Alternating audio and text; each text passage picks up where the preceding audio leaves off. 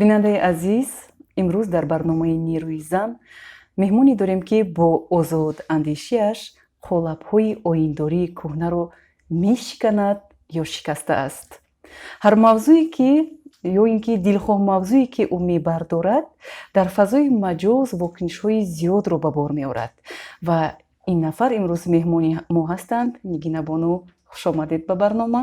Ташаккур, зинда бошед Манижа ҷон.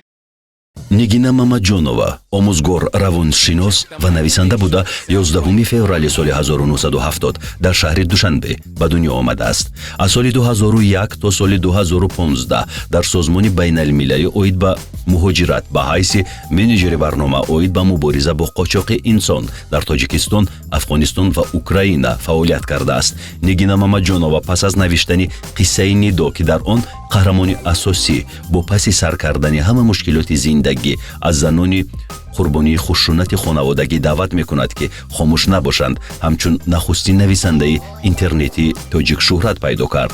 пас аз Нидо дар шабакаҳои иҷтимоӣ як қатор достонҳои дигари ӯ пайдо шуданд, ки дар асоси ҳаводиси воқеӣ навишта шудаанд.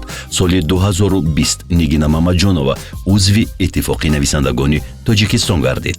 мехостам имрӯз бо шумо дар бораи консерватизм дар оила суҳбат намоем, чунки шумо дар ин бора бисёр менависед.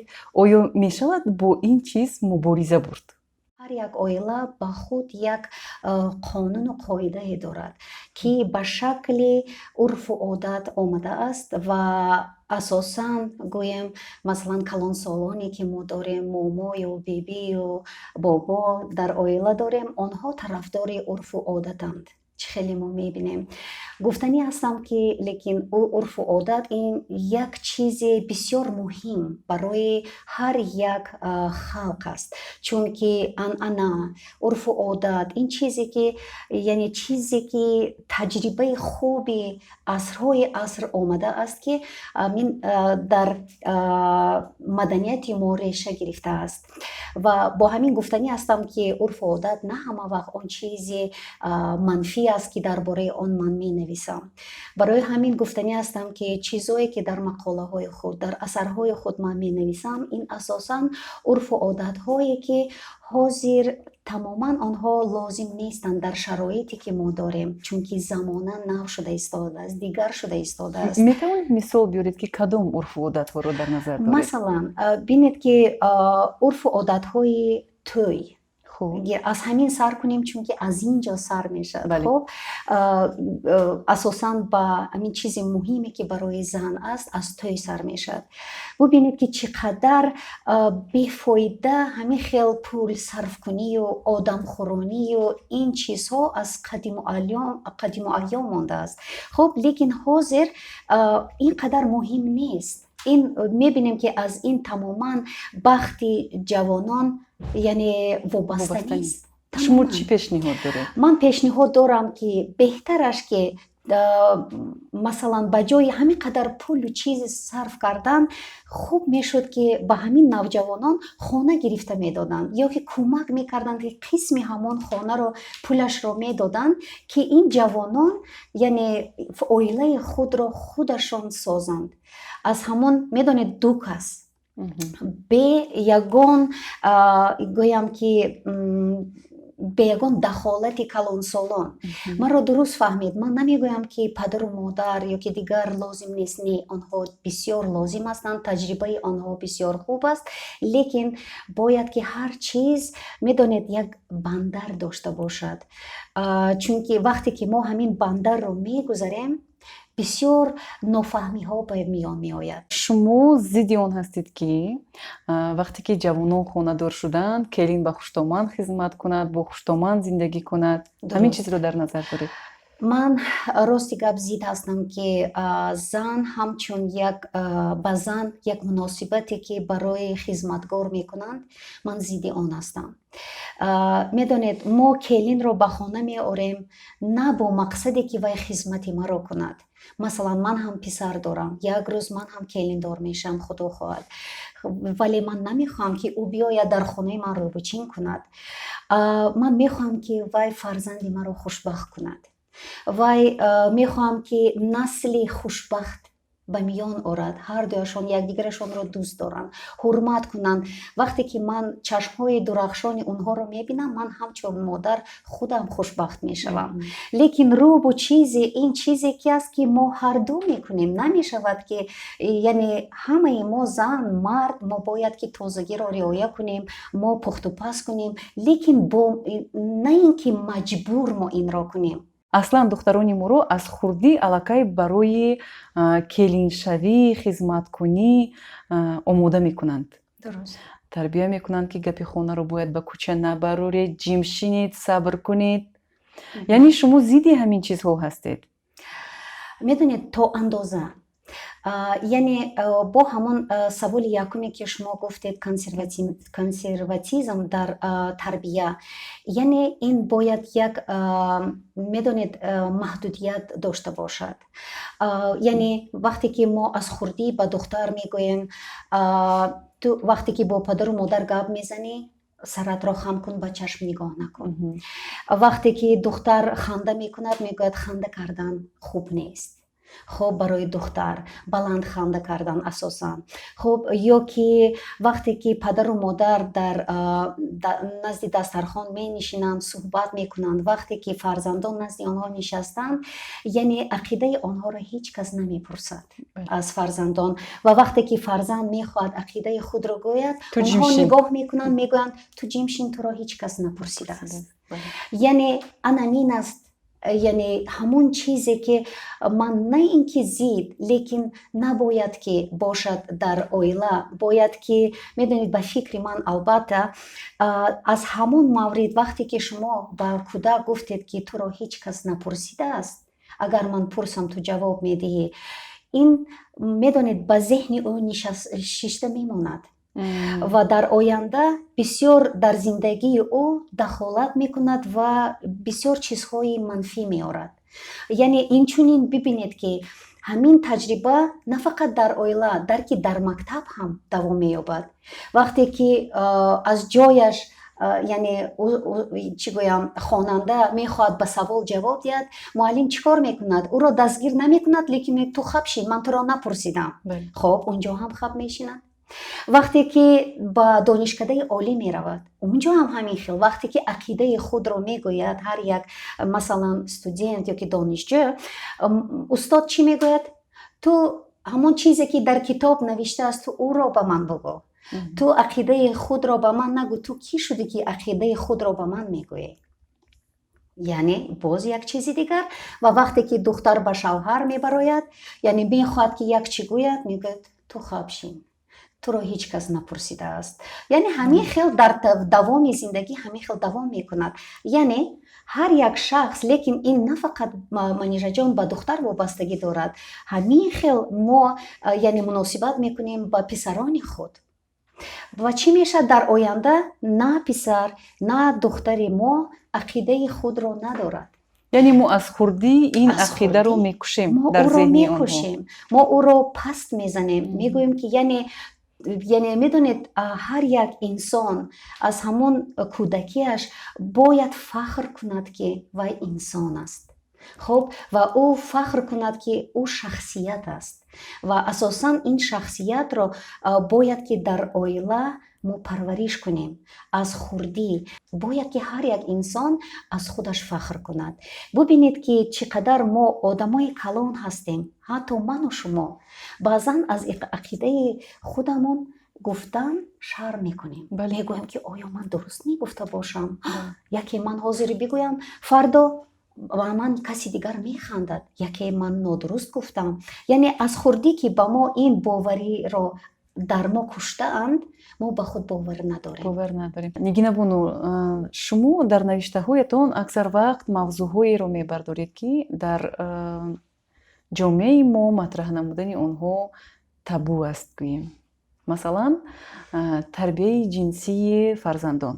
дуруст. масалан барои ман ё барои мо, ман дар назар дорам насле ки ҳамсини соли ман аст, падару модаронамон дар бораи тарбияи шаҳвонӣ чизе нагуфтаанд. یعنی شاید اونها شرم میکردند، شاید از روی ادب نمیدونستند این چیز رو. لیکن شما این مسئله ها رو میبردارید، هدفتون چی است؟ تشکر برای سوال. میدونید تربیت جنسی این بسیار یک مسئله مهم و ضرور است برداشتن آن. برای چی؟ چون که اکثریت من با زنها کار میکنم، با مشکلی آنها، مثلا وقتی که بعد از ازدواج یعنی آنها به من مراجعت میکنن، بعضی زنها از مرد میترسند، از مناسبت جنسی میترسند و میشود که بعد از توی آنها چند ماه پس بعد نزدیک میشوند به یکدیگر. میدانید چون که اساساً آنها تربیت نگرفتند درباره این، یعنی گفتی چیز مومنت های، همین دقیقه های جنسی، یعنی وقتی که مرد و زن تنها میماند، پدر و مادر به فرزند خود هیچ چیز نگفته است. میدانید اینجا نه فقط برای دختران، باید که پدران هم با یعنی فرزندان با پسران خود کار کنند، بگویند که چطور با زن خود در شب یکم مناسبت کردن لازم است، چقدر این چیزی نازک است، چون که از شب یکم میدانید آینده او وابسته است. چون که میدانید ترس و هراس این پسیکولوژی انسان همین خیال هست که یک عمر میماند در ذهنش و همین با ترس او یعنی زندگی میکند و این ترس به یک چیزی عادی مبدل می شود و این زن فکر می کند که وقتی که مرد در گویم مناسبت جنسی دغلانه با او مناسبت کرد، یعنی این چیزی عادی است، خیلی مرد است. میدونید وقتی که با او یک سخنی دغل میگوید، می خیلی مرد است. میدونید چون که این معنی ندارد که این درست است، لیکن همین خیل وی فهمید، چون که از روزی اول ممکن برادرش با وی همین خیل معامله میکرد دغلانه، پدرش دغلانه و همین که به شوهر کرد، یعنی او هم دوامی همین تجربه است نه؟ و اینچنین برای مرد ببینید در یعنی تربیه مرد اساساً در اویله سر میشد. او مناسبت پدر و مادر خود را میبیند، چه خیل پدر او با مادر مناسبت میکند، احترام دارد یا نه، چه خیل سخن میراند، او را با آغوش میگیرد یا نه، بوسه میکند یا نه. میدانید منیژه جان، از این گفته ها بعضی مردم شرم میکنند، لیکن من در حیرت هستم که برای چی؟ آخر این زندگی است. یعنی زندگی ما از این عبارت است. این یکی از قسم‌هایی که یعنی قسم‌های اساسی است. گینابونو در بین جمعیت мардсолор ақидае ҳаст ки аз пушти духтар набояд талош кард. оё ҳамин ақида як заминае барои беэҳтиромии зан шуда метавонад ё не? ба фикри ман метавонад. афсӯс ки ҳозир ман намегӯям ки ҳама, афсӯс баъзан мо мебинем ки духтарон, ҷавонписарони мо худро қадр намекунанд. Не фақат духтарон, балки писарбачаҳо ҳам. тарзи муносибати онҳоро бинед манижа ҷон. он урфу одате ки мо мегӯем гуҷо шудааст. бинед ки мардон ба шикори зан намебароянд дигар. занҳо ба шикори мард мебароянд. сабаб чӣ бошад? сабаб аз як тарсе ки ӯ ҳақиқат асос надорад. یعنی بعضی‌ها میگویند مرد کم شده است. بعضی‌ها میگویند که میدونید از خوردی که ما دختر رو به وایه میرسانیم، با او میگوییم که اساس زندگی یعنی این شوهر کردن است، عائله دار شدن است. این البته درست است، لیکن این نه فقط یک چیزی که در زندگی وابسته یعنی در زندگی هست. در زندگی بسیار چیزهای دیگری هست که از یعنی آنها ما را خوشبخت میکنند. عائله یکی از جزئیات‌های آن است. البته من طرفدار آن هستم که هر یک انسان جفت خود را داشته باشد، لیکن فکر کنید جفت گفته ما چی را میگوییم؟ جفت که با تو باشد، جفت که هم فکر تو باشد، جفت که در مشکل های زندگی تو رو نپرداید لیکن در بر تو باشد، جفتی که تو بیمار هستی و وای دیگر زن را نمیکوبد که او سالم تر است، او با جفتی تو با تو میشیند نزد بیستری تو. Нигина Боно.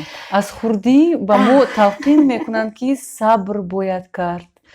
Дар он ҷое ки сабр ҳаст, ҳазора ҳалво мепазад. медонед сабр то андозае лозим аст. ҳозир ки ман чӣ қадар зиёда аз 100 гӯям порчаҳои ҳаёти занҳоро агар ман мисол орам, баъзан сабри онҳо мушкилии онҳо шуд, зидди онҳо шуд. яъне сабр ту бояд, ҳар як шахс бояд донад ки дар куҷо ӯ бояд сабр кунад. яъне он чизи кӯчаке ки хурде ки дар ҳар як оила ҷой дорад, дар ҳақиқат дар онҷо сабр лозим аст, тамкин лозим аст. лекин дар шароите ки масалан шавҳар май менӯшад, шавҳар даст мебардорад, яъне хушунат ҷой дорад, дар ин ҷо сабр лозим нест. дар ин ҷо бояд ки кор кардан лозим аст дар зери ин масъала. бибинед ки чӣ қадар яъне ҳодисаҳои худкушӣ зиёд мешаванд сол аз сол. бибинед ки ҳатто занҳо ҳамон чизе ки гӯям муқаддас аст, фарзанди худро ҳатто бо худ мебаранд. хуб асоси асос чӣ аст? косаи сабраш лабрез шуд. чӣ лозим буд? дар ҳамин маврид сабр кардан лозим набуд.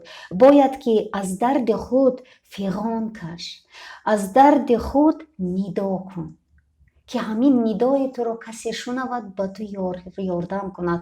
хоҳ ӯ модари ту бошад, хоҳ ӯ падарат бошад, бародарат бошад ва касе бошад. вале афсӯс, модарони мо ҳам ки дар ҳамин муҳите ки мо сабр мегӯем, онҳо ҳам ҳамин хел сабр мекунанду аз мушкилии фарзанди худ онҳо ҳам сабр доранд. то ҷое ки медонем барои асарнависӣ пул намегиред.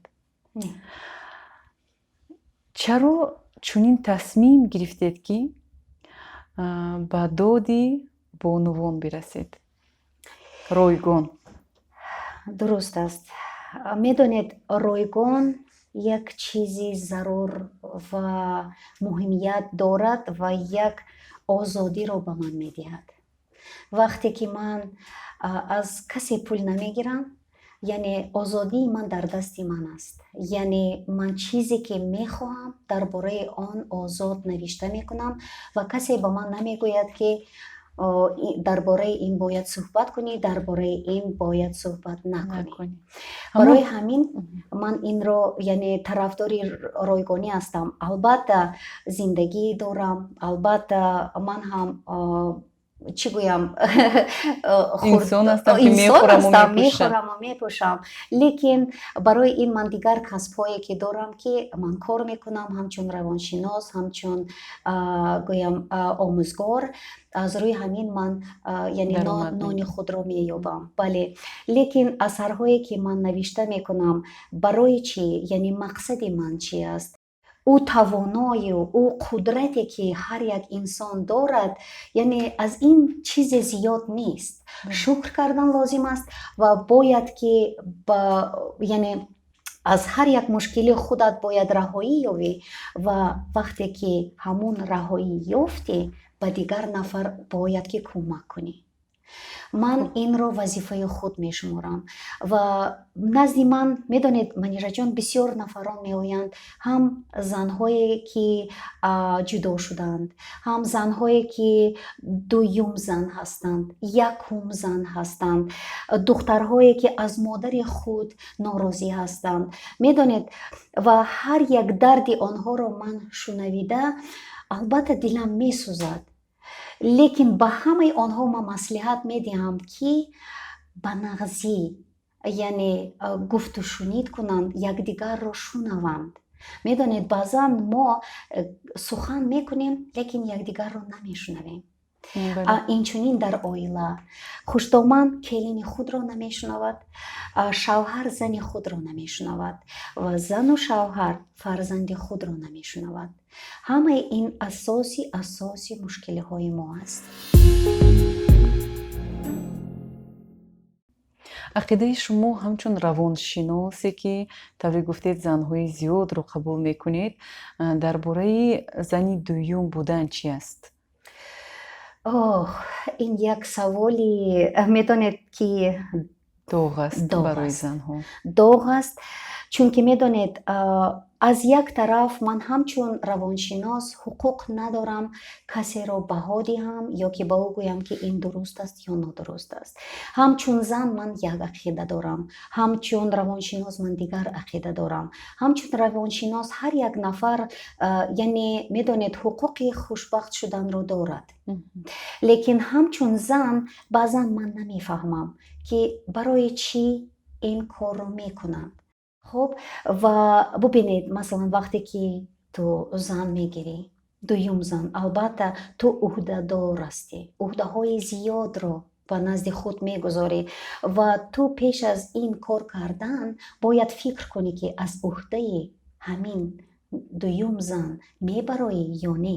ҳар як зане ки дуюм зан мешавад, аз аввал ҳамаи онҳо мегӯянд ки ман аз ин мард ҳеҷ чиз намехоҳам. Бале. ман ҳама чиз дорам, лекин фақат ҳамин баъзан назди ман биёяд, маро яъне аҳволпурсӣ кунад ва равад. лекин манижаҷон рости гапро мегӯям, то охир ягон зан дар ҳамин сухани худ намеистад. вафо накардааст, чунки ин зиндагӣ аст. Зиндагӣ баландию пастӣ дорад ва вақте ки ӯ дуюм зан мешавад, баъзан чанд муҳлате ки мегузарад, албатта фарзанд ба воя меояд, албатта рашк ба миён меояд. Барои чӣ фикр меояд ки барои чӣ фарзанди ман фарзанд неё? фарзанди вай фарзанд аст. охир ин ҳам фарзанди ту аст. баъд мешавад ки фарзанд яъне касал мешавад. ӯ бояд ки ин занҳо шаб ба ӯ мард занг мезананд, албатта вай мард телефонашро мекушад, гирон намекунад ва дар ҳамин ҷо чӣ? албатта боз бадбахтии дигаре сар мешавад ки ӯ зан худро мехӯрад. барои чӣ? барои чӣ савол. ва вақте ки онҳо ба ман инро мегӯянд, ман аз онҳо пурсон мешавам, ёд дорӣ ту чӣ гуфта будӣ? ба ту ҳеҷ чиз лозим набуд. ҳозир ки бо мурури вақт ба ту чизҳои зиёде лозим шуд. ин акнун бинед ки мавқеи зани дуюм, акнун бинед зани якум. медонед манизаҷон, аз аҳволи онҳо баъзан ман гирён мешам. ҳафтае нест ки назди ман ин хел зан биёяд. занҳои якум. дарде ки ӯ дорад, ман баъзан худам гирья мекунам. мегӯянд нигинаҷон, ман бо ин мард аз ҳеҷ чиз надоштем, ҳеҷ чиз мо надоштем. аз лой мо хона сохтем, яъне фарзанд надоштем, фарзанддор шудем, мошин надоштем, мошиндор шудем, вазифа надошт, вазифадор шуд, обрӯ надошт, обрӯдор шуд. акнун ман лозим нест, акнун ман пир шудам, акнун бадани ман зебо нест, акнун рӯи ман ҳусн надорам. албатта дарди ӯро ҳам ман мефаҳмам ва ин дуруст аст. медонед, ман мехоҳам ҳозир ба мардон муроҷиат кунам. шумо фикр мекунед ки зани якум, зани дуюм, шумо мегӯед хай ман ба ту нон мебиёрам, ин нони шумо кифоя аст? не. нони худро зан ёфта метавонад, лекин ба зан меҳру муҳаббат лозим аст. оё шумо метавонед ки ҳамин меҳру муҳаббати худро баробар тақсим кунед? баъд фикр кунед. лекин вақте ки шумо фикр мекунед ки ӯ дуюм зан ҳеҷ ягон талабот надорад, шумо хато мекунед. вай фақат ин талаботи худро аз рӯи тарбияи худ ба шумо намегӯяд, лекин дард дорад. ҳам якум, ҳам дуюм, хоҳ сеюму чорум, ҳар як зан дард дорад ва аз дарди худ онҳо яъне чӣ гӯям ранҷ мебаранд. ба фикрам шумо бо ман розӣ мешед ба зани дуюм шудан аксарият занҳое розӣ мешаванд ки аллакай шавҳар кардаанд аз шавҳар баромадаанд ё ки шавҳарашон мурдаанд. хуб яъне онҳо доштанд зиндагии худ, яъне онҳо ин якумин чӣ хеле мо мегӯем бахти онҳо нест. лекин медонед дар ин вақте ки шумо аз якум гӯем аз шавҳар баромадед, шумо бояд ки каме майнаи худро кор фармоед, на фақат бо ҳиссиёти худ кор кунед, чунки шумо як бор шикаст хӯрдед. ҳамун ҷо истед, фикр кунед. Вақте ки мард ба шумо ҳамин ягон пешниҳод мекунад, шумо фикр кунед ки оқибати ҳамин пешниҳод чӣ аст? чӣ мешавад? фарзанди ман аз шавҳари якум, оқибати ин фарзанди ман чӣ аст? бо ин мард қабул мекунад медонед ё чӣ не? қадар ман ҳамин ҳолатҳое шунидам ки шавҳари дуюм ба духтаре ки аз шавҳари якум буд хиёнат кардаанд. дастарӯзӣ кардан. медонед баъзе онҳо падару модари онҳо ин духтарҳо ҳозир 30 солаю 40 сола ҳастанд. ҳеҷ кас намедонад ба ғайр аз худованд, худашон ва мумкин бошад ман. медонед ҳеҷ кас намедонад, чунки мегӯяд мегина ман ба модари худ чӣ хел инро мегӯям, ӯ маро гунаҳкор мекунад. мегӯяд ту худат ҳамин хел карде ки ӯ ба ту нигоҳ кардааст, ин айби ту аст. даҳшат. солҳои охир дар ҷамъияти мо боз як калимае гӯем ё фаҳмише пайдо шудааст ба монанди феминизм. биед атрофи ҳамин чиз суҳбат мекунем ки ҳамин феминизм дар ҷомеаи тоҷик дуруст рушд карда истодааст ё ки онро мо дуруст дарк карда наметавонем. умуман аз куҷо пайдо шуд? касе инро маблағгузорӣ мекунад ё умуман ин чӣ аст? ман ин саволро интизор будам.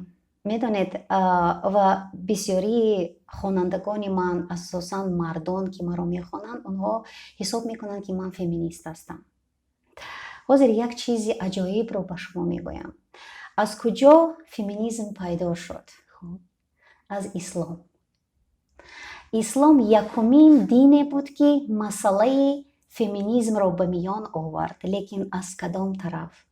то ислом манижаҷон ҳамин хел таҷриба буд ки духтарои яъне кӯдакое ки духтар таваллуд мешуданд, онҳоро мекуштанд, чунки яъне оилаҳо камбизоат буданд, зӯрашон намерасид, ба онҳо писар лозим буд. ҳам барои яъне чиз ҳамин хел ақида доштанд ва ба духтарон онҳо ҳатто ҳис мекарданд, фикр доштанд ки духтар ин як бадбахтӣ аст. вақте ки ӯ таваллуд мешуд, ин барои ҳамун оила бадбахтӣ буд. ин таҷрибае буд ки духтарро баъд аз он ки ӯ таваллуд шуд, дарҳол мекуштанд. ислом омад ва инро манъ кард. хуб бубинед акнун дар ҳамон вақт 1400 сол пеш дар Аврупо, дар дигар давлатҳои ҳозир мутараққӣ карда, хуб яъне розигии занро дар издивоҷ ҳеҷ кас намепурсид. занро маҷбурӣ ба шавҳар медоданд. ислом буд ки чӣ кор кард? Инро тағйир дод. яъне вақте ки никоҳ мекунӣ, аз зан мепурсанд 3 бор, як бор не, 3 маротиба мепурсанд. барои чӣ? барои он ки қонеъ шуданд ки ӯро касе маҷбур накардааст. бубинед ҳозир вақте ки ҷомеаи мо асосан мардон мегӯянд ин қадар занҳо феминизм шудааст, ба онҳо ҳозир ман муроҷиат карда мегӯям ки каме аз таърихи худ бихонед, каме вақте ки худро диндор мегӯед, аз дини худ хабардор бошед. чунки асосан масъалаҳое ки дар гирду атрофи феминистҳо ҳастанд, ин масъалаҳое ки ҳамун гӯем ки дини ислом ба зан додааст. бубинед масалан дар оила вақте ки зан ба шавҳар мерасад, яъне аз рӯи шариат гӯем, ӯ яъне набояд ки хизмати падару модару додару бародарро кунад. ӯ барои шавҳари худ аст, шавҳари ӯ барои ӯ аст. хуб инҷо ҳеҷ чиз ислом нагуфтааст. бубинед ки вақте ки ва ислом гуфтааст ки медонед нагуфтааст ки зан бояд дар хона нишинад. вай гуфтааст ки дар он ҷо омадааст ки агар зан хоҳиш дошта бошад ӯ ҳуқуқи хонданро дорад, ҳуқуқи кор карданро дорад. яъне ҳамаи он ҳуқуқҳое ки дар конститутсия мо дорем, мо инро 1400 сол пеш ин ҳуқуқро гирифтаем. лекин афсӯс ки вақтҳои охир феминизм як фаҳмиши манфӣ пайдо кардааст. мегӯянд ки феминистон инҳо аслан занҳое ҳастанд ки мардонро бад мебинанд. Не, ин тамоман нодуруст аст. Ин фаҳмиши нодуруст аст. яъне феминизм ин чизе ки медонед ҳамон аллакай ман баъзан мисолҳоро гуфтам ки феминизм чӣ аст. яъне медонед инсон баробар ҳуқуқ аст.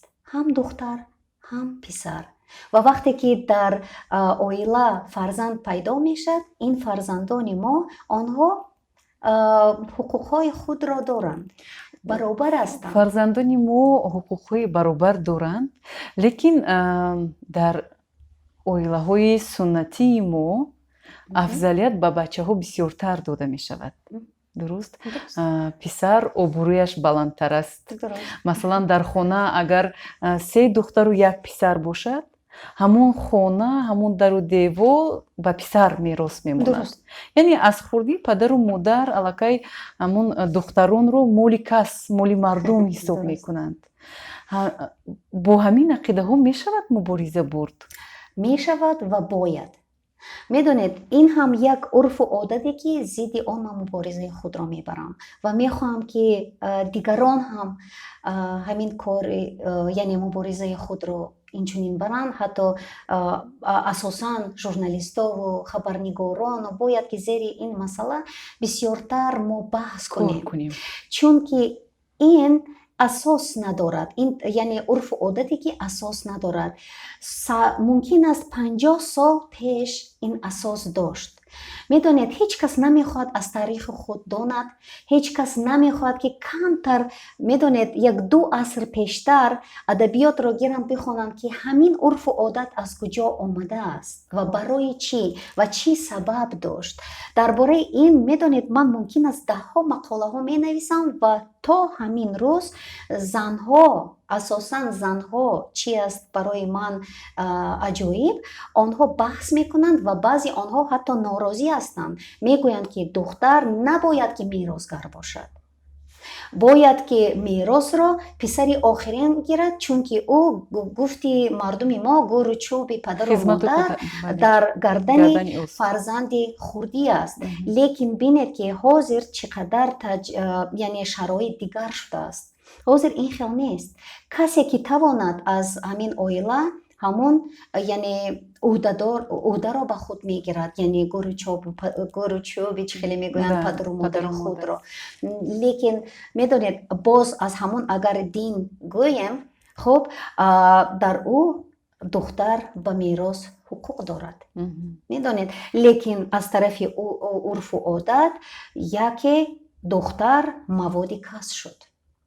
ва албатта вақте ки шумо духтари худро аз хурдӣ ба ӯ мегӯед ки ту моли кас ҳастӣ, албатта меҳри ӯ аз ту дур мешавад. ва албатта дар ӯ яъне аз як тараф дили ӯ шикастааст, аз дигар тараф ӯ медонед бисёр ба ғазаб меояд. дар ҳамин ғазаби худро дар худ ӯ паноҳ мекунад солҳои сол. ва вақте ки ба хонаи шавҳар рафт, ғазаби ӯ чӣ мешад? мебарояд. яъне дар зеҳни ӯ мондааст ки вақте ки ба хонаи шавҳар меравӣ, хонаи ту онҷо аст. яъне вақте ки онҷо рафт, муборизаи худро сар мекунад. яъне ки ин хона бояд хонаи ман бошад. ман зидди он ҳастам.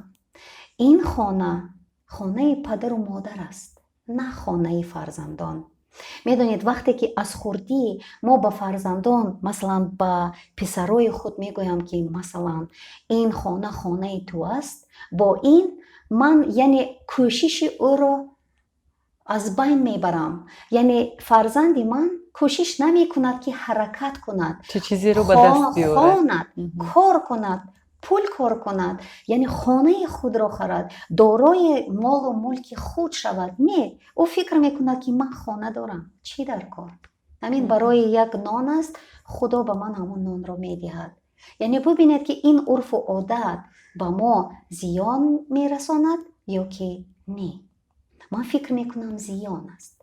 و وقتی که بینید اساسا میگویم که برای چی زنها با خشونت خانواده اساسا از طرف شوهر خود میگویم که صبر میکند و طاقت میکند.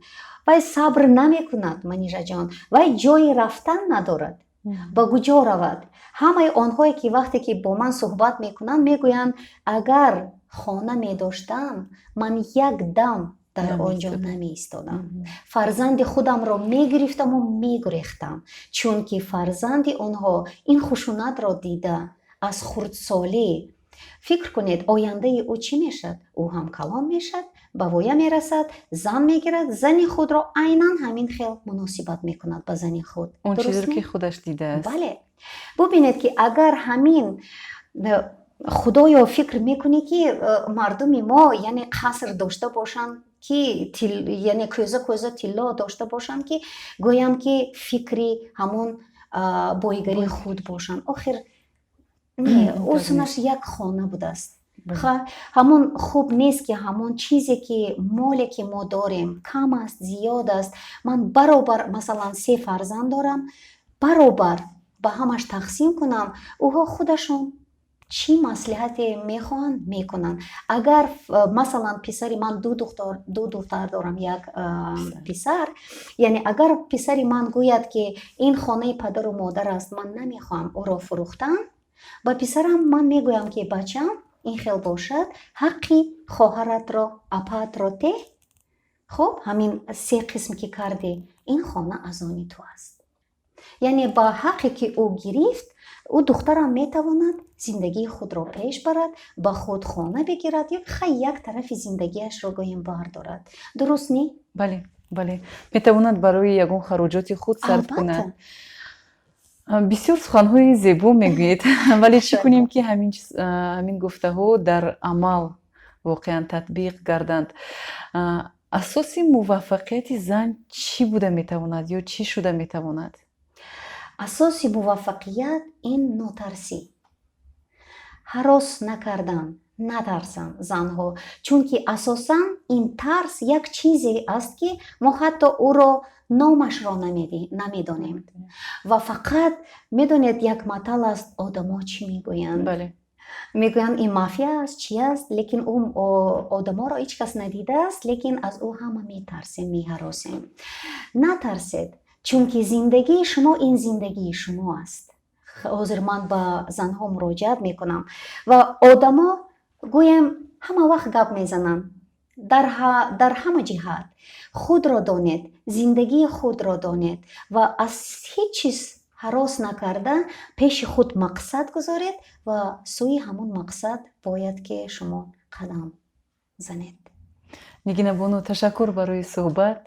خیلی امیدوار هستیم که این مصلحت های شما، نصیحت های شما با گوش بانوان درست رفته می درآیند. تشکر برای صحبت. از شما تشکر.